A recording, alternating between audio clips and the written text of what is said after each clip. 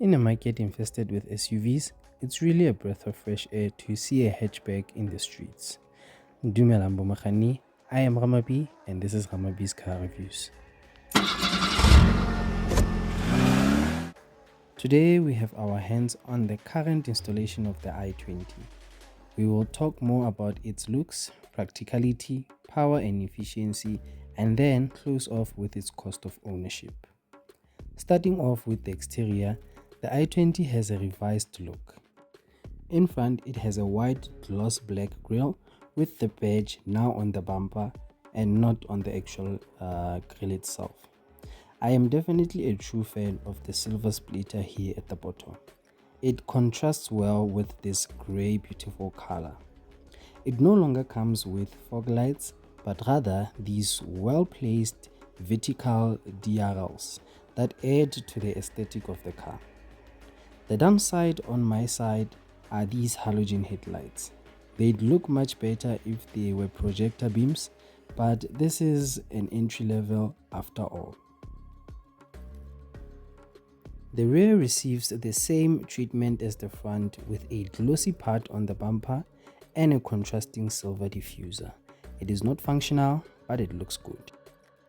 The taillights have a lightning bolt design that extends to the side of the car here at the C-pillar, and you'll find a mini i20 logo inside the headlight housing itself. This is a good touch.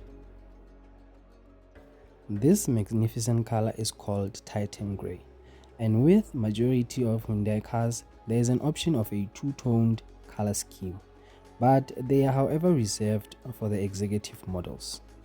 And as for alloys, there is an option of a 15-inch steel wheel with a blacked out or a glossy wheel cap.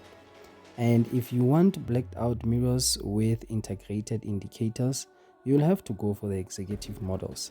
The premium models come with color-coded mirrors and indicators placed on the side fenders. Though the interior is a plastic haven, it's ergonomic and easy to use. You will find that the seats are a mix of artificial leather and cloth with black design stripes and an embossed i20 emblem.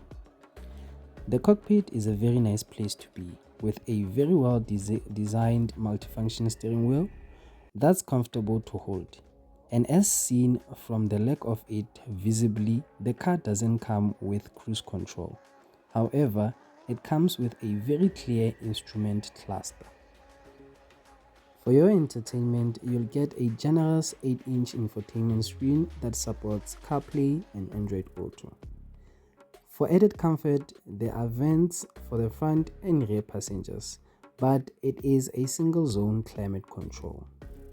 This climate control is still controlled by physical knobs, and below those said knobs, you find your USB-C slot, a 12-volt socket with 180 watts of power output, and a USB-A port.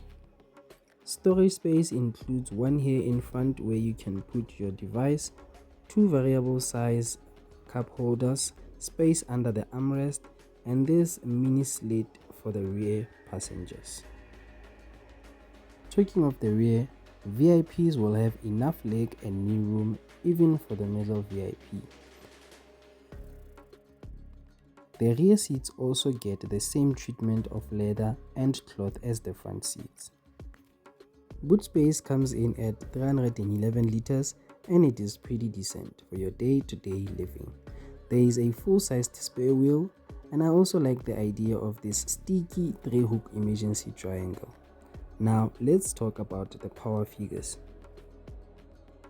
The 2026 Hyundai i20 comes with a 1.2 naturally aspirated engine with an output of 61 kilowatts and 140 newton meters of torque.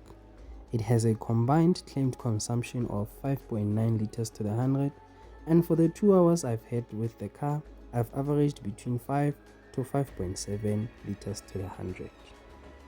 That is definitely not bad for a city car.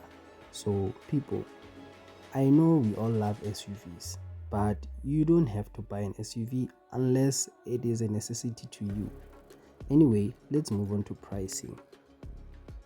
At 309,900, all of this is an extreme bargain, especially considering that you'll pay around 5,780 for 72 months at 10.25 interest without a deposit or a balloon. At the current fuel price, a full tank will cost 864 for 37 liters, and your insurance will be around 1,000, which will all add up to 7,642 as your estimated cost of ownership.